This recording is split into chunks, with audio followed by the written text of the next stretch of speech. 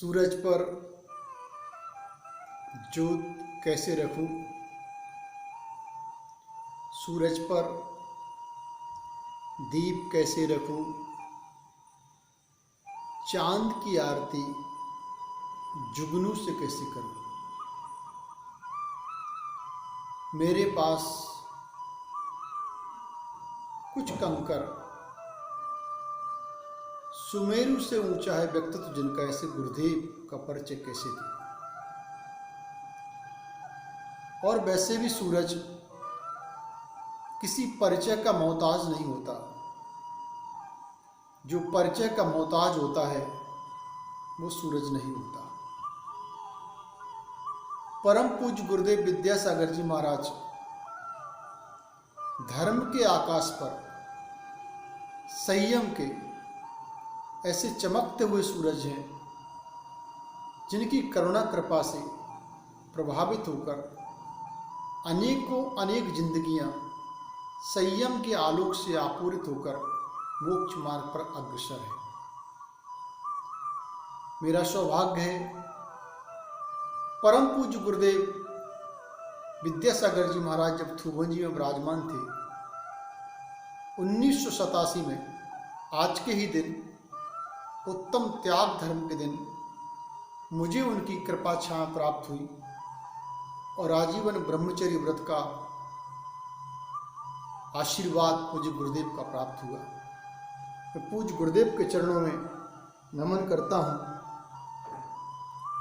कोई विषयों में डूबा है, कोई विषपान करता है, कोई विद्या के सागर में निजामृत पान करता है।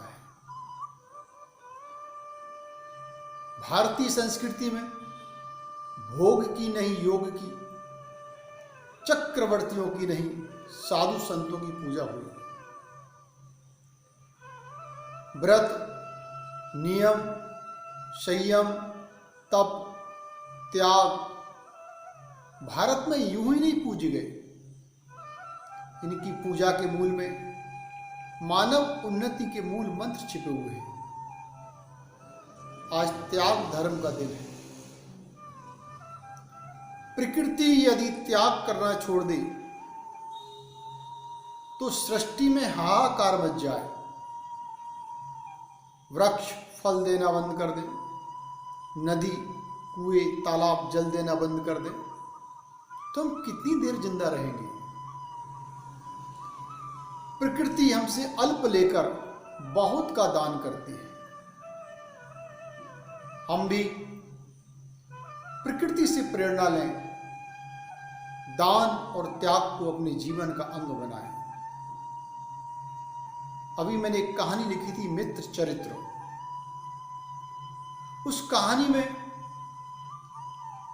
मुसीबत का मारा एक मित्र गांव अपने मित्र के पास कुछ सहायता की आशा से जाता है।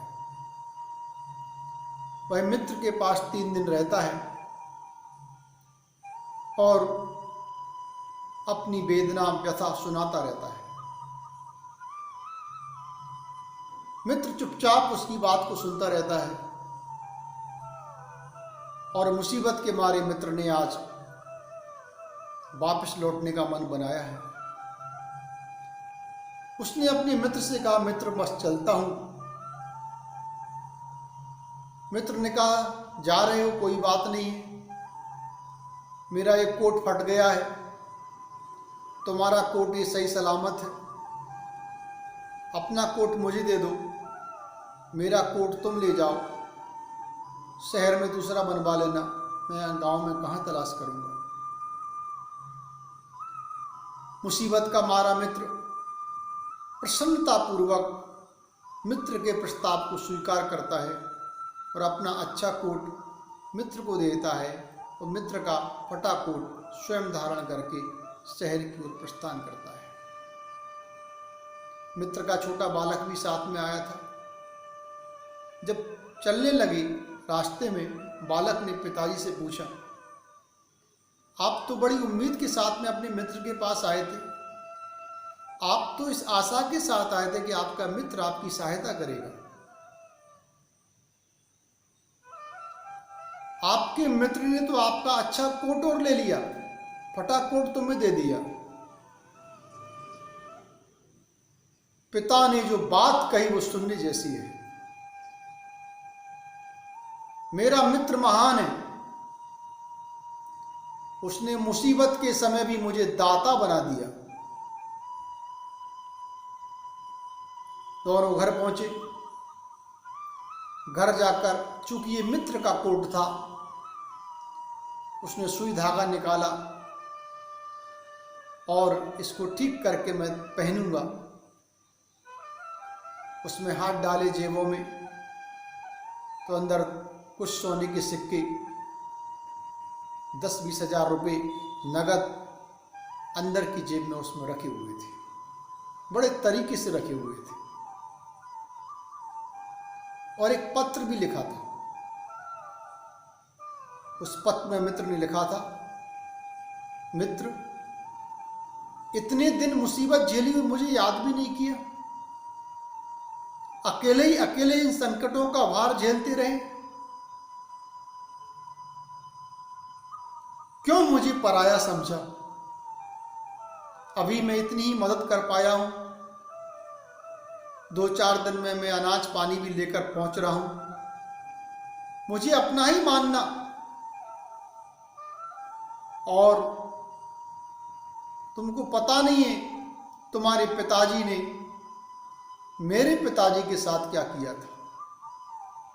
जब मेरे पिताजी मुसीबत में थे, तब तुम्हारे पिता ने भी चुपचाप ऐसे ही उनकी मदद की थी, उन्हें पढ़ाया था, लिखाया था, उनकी सहायता की थी। मित्र दिन का क्या है, आते हैं चले जाते हैं, कभी अच्छे होते हैं, कभी खराब होते हैं, कभी सुख के होते हैं, कभी दुख के होते हैं।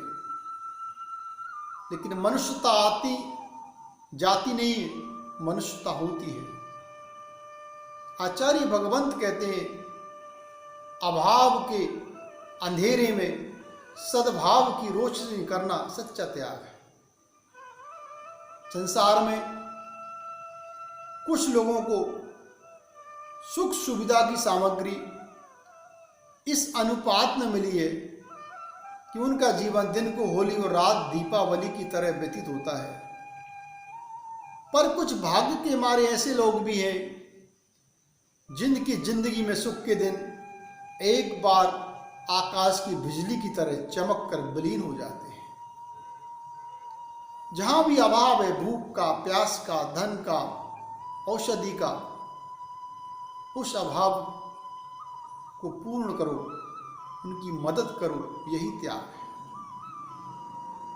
आचार्य भगवंतों ने आहार दान, औषध दान, ज्ञान दान, अभय दान के 4 दरवाजे खोले कि इन 4 माध्यम से आप दान करके अपने प्रभव के लिए सुख का प्रबंध कर सकते हैं। महान संत क्षुल्लक जिनेन्द्र वर्णी जी ने कहा कि कोई पूर्व पाप कर्म के उदय से गिर गया है, विपत्ति में चला गया है, ये उसका पाप कर्म का उदय है। लेकिन उसको उठा करके आप अपने पुण्य कर्म का निर्माण कर सकते हैं। अतः रोते को हंसाया जाए, किसी गिरते को उठाया जाए, धर्म अब इस रूप में भी अपनाया जाए।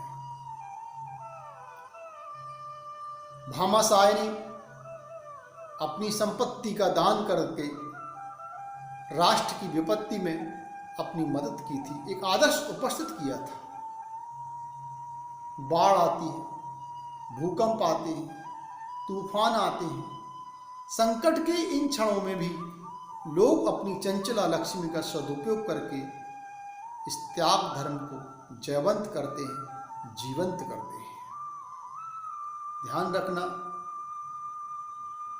त्याग करने के अवसर भी जिंदगी में बार बार नहीं आते। यदि सौभाग्य से कभी अवसर प्राप्त हो जाए तो हमें पीछे नहीं हटना चाहिए। ध्यान रखना, मंदिर बनाने के लिए दान देना आसान काम है, मूर्ति विराजमान करने के लिए भी दान देना आसान काम है, धर्मशाला में कमरा बनवाने के लिए भी दान देना आसान काम है।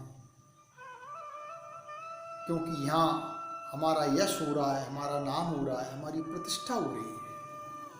मैं इन दानों को बुरा नहीं कह रहा, ये दान दान है, सुदान है, करना चाहिए। लेकिन अपना भाई, अपना पड़ोसी, अपना कोई आत्मीय स्वजन किसी मुसीबत में फंस गया है तो उसे उस मुसीबत से निकालने का जो प्रयत्न है, ये बहुत बड़ा त्याग है, दान है। ऐसा ना हो उसको ये कहना पड़े कि दीवार क्या गिरी मेरे कच्चे मकान की, लोगों ने आने जाने का रास्ता बना दिया। त्याग हमें ये प्रेरणा देता है, जहां हम एक तरफ अपनी अंतरंग जो विकृतियां हैं उनका त्याग करके धर्म के क्षेत्र में आगे बढ़े। काम, क्रोध, मद, लोभ, इनको छोड़ें, इनको त्याग कर धर्म के क्षेत्र में आगे बढ़े। और पुण्य उदय से यदि हमको संपन्नता प्राप्त है तो संपन्नता का अभाव के अंधेरे में सद्भाव की रोशनी करने के लिए इसका श्रेष्ठतम सदुपयोग करें। यही आज के इस धर्म का संदेश है। कौंडिस ग्वाला जिनवाणी की रक्षा करके ज्ञान दान करता है। हमारे आचार्य भगवंत साधना की उपरतम भूमिका से नीचे की भूमिका में आते हैं, शुद्धोपयोग से शुभोपयोग में आते हैं और हमें ज्ञान का दान देते हैं। हम भी आहार दान, जो दिगंबर मुनिराज हैं, आरिका माता हैं, एलक जी हैं, छुल्लक जी हैं, उनकी अंजुरी में शुद्ध प्राशुक आहार दान देते हैं। ध्यान रखना, धन्य कुमार के जीवन में जो पूर्व पर्याय में भगवान की मूर्ति चोरी करने के पाप से जो महान अशुभ बंध हुआ था, कि जिसके जन्मते ही अगली पर्याय में सब कुछ नष्ट हो जाता है, वह अकृतपुण्य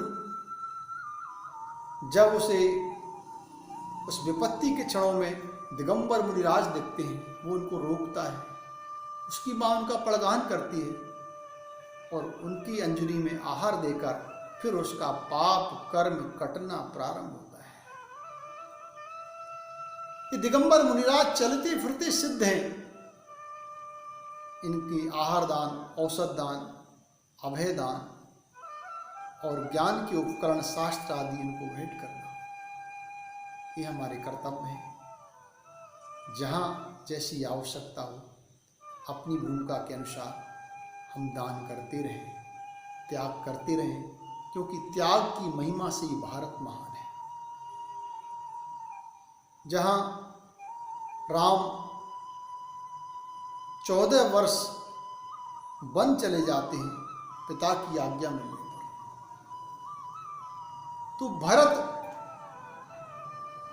भवन में नहीं रहते, महलों की बाहर एक झोंपड़े में तपस्वी जीवन जीकर सिंहासन पर चरण पादुका रखकर एक आदर्श उपस्थित करते हैं।